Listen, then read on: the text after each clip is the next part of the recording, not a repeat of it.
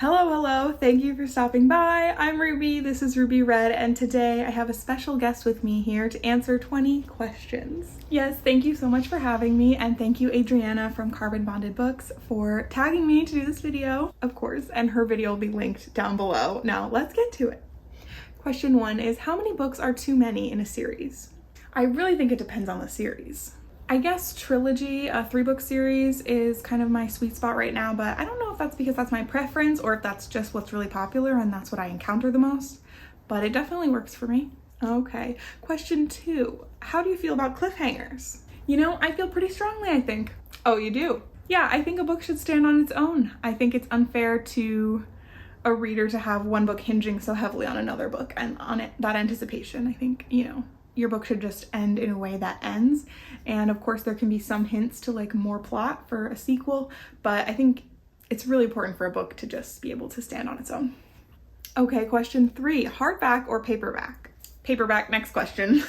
It seems like you feel pretty strongly about that too. Yeah, I think I've said many times on this channel that I just don't like hardbacks. Okay, question 4 is, what are some of your favorite books?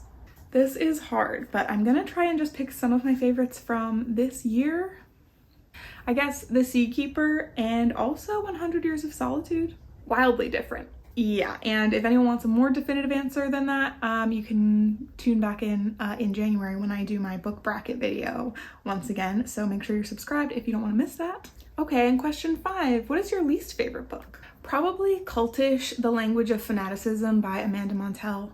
It was just not a very good book. It was overhyped. The cover was fantastic, but it was kind of just a flop. And you gave that 2 stars? Yeah, I don't think I gave anything lower than that this year. If a book was seeming like it's gonna be less than 3 stars, I pretty much just didn't finish it. Good for you. Question 3, love triangles? I don't really think I have a strong opinion on this. I guess I find it a corny trope in general, but I think it really comes down to characters for me. So without a concrete example, I don't know if I could give you a more clear yes or no on that. It could go either way. Okay, question 7. What's a book you couldn't finish?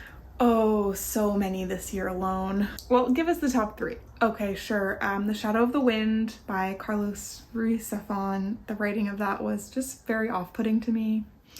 Mrs. Dalloway is another. I just think that I came to that at just the wrong time, so I might go back to it someday. But yeah, couldn't finish it. And Free Food for Millionaires by Min Jin Lee. And that was actually a 5-star prediction of mine. Oh, that's such a shame. I couldn't finish it. I just was more than halfway through the book and I still didn't feel connected to any of the characters. And I had no concept of where the book was going or where I wanted it to go. So I just put it down. Well, question 8, what are you currently reading? Oh gosh, okay, so many. So I'm reading Aragon with my partner Connor. I'm reading Radical Acceptance by Tara Brach. I am reading Babel by R.F. Kuang. And then I had to pause all of those for Squash That Series, which is happening right now. Oh, that's right. So you put everything on hold for that.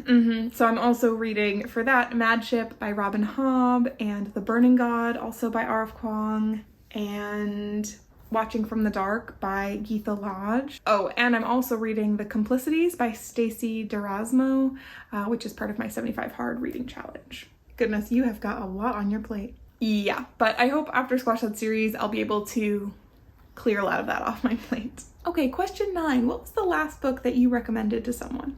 I think that must have been The Seedkeeper by Diane Wilson, which I recommended to my mom, and she actually already read it and loved it. Oh, that feels great, doesn't it? Yes, and I think I also recommended Hester by Lori Lico Albanese to my friend Kayla, which I don't think she's read that yet because it just came out. Question number 10. What is the oldest book that you have read? Okay, I had to check Goodreads for that, and the oldest book I've read is gonna be Meditations by Marcus Aurelius, which was written originally in the year 180. But obviously I read a translation that was written much later than that. So the oldest original text that I've read is probably Shakespeare's plays, which were written in the late 1590s and the early 1600s. And I think the oldest one of those is The Taming of the Shrew, which was written in 1593. And number 11, what about the newest book you've read?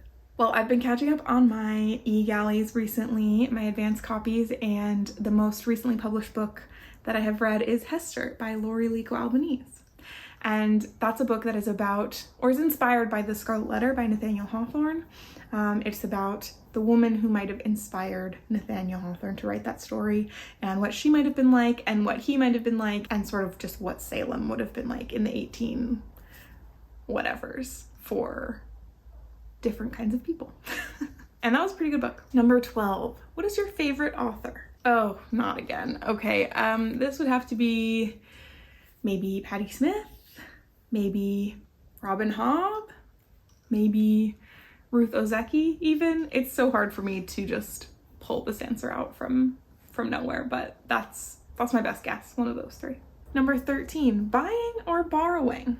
Borrowing. I much prefer borrowing, unless it's going to be something that I'm going to want other people to borrow from me. So for example, I bought The Seed Keeper because I knew it was a book I was going to want to lend out to people like my mom.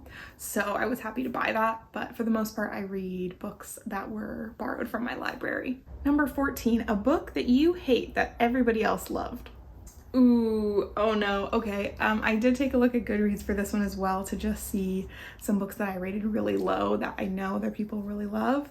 And some books that I hated are The Parable of the Sower by Octavia E. Butler and The 7.5 Deaths of Evelyn Hardcastle. Hated that. And actually also The 7 Husbands of Evelyn Hugo. I didn't hate that exactly, but I definitely do not agree with the love that it gets. Ouch. Question 15, bookmarks or dog ears? Either is fine. If I have something that I can use as a bookmark, I will, but I'm fine with dog earing. The only thing is that if I'm reading a book that I am not necessarily annotating, because I'm probably not going to keep it, so I don't want to write in it if I'm gonna donate it or something, I will just dog ear a page if I want to go back to it for some kind of immediate reason, like if there's something I'm going to want to reference in my review or something. So I will have a bunch of dog-eared pages in a book that I'm reading, so it helps to have a bookmark also, so that, you know, I don't get confused. Now, question 16, what is a book that you could always reread?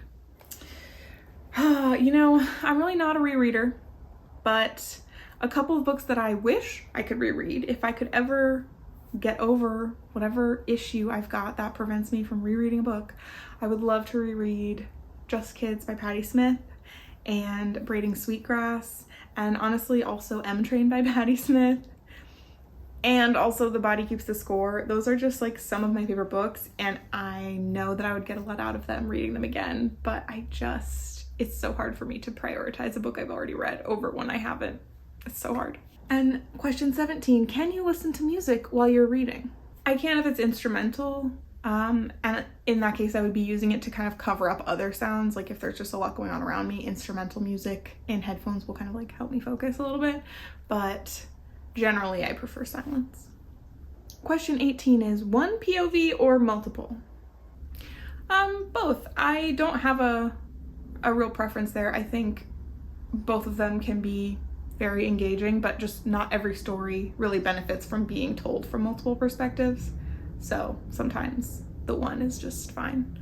But there are some other stories that having many POVs enriches the experience. So yeah, I have a huge appreciation for both. But I honestly think I have been reading a lot of multiple POV books recently. Question 19, do you read books in one sitting or multiple? Oh, multiple days. I don't think I've read a book in one sitting since I was like a teenager. I would love to, but yeah, life is just always happening so much. And finally, question number 20, who are you gonna tag to do this video? Okay, I'm gonna tag Amy from A Star Reads, and Lizzie from Lizzie's Literary Life, and Lauren from Lore Loves Literature. These are 3 booktubers that I think are just sweet and funny and lovely, and I will link their channels down below so you can definitely check them out, even if they decide not to do this tag, which is totally fine. Those are just 3 people on this website that I would love you to give them some love. Okay, well, I hope you enjoyed this this tag video, and thank you so much for joining me, Ruby. Thank you for having me, and thank you for liking, commenting, and subscribing. I really appreciate it. And we will see you back here next week for another video. Goodbye.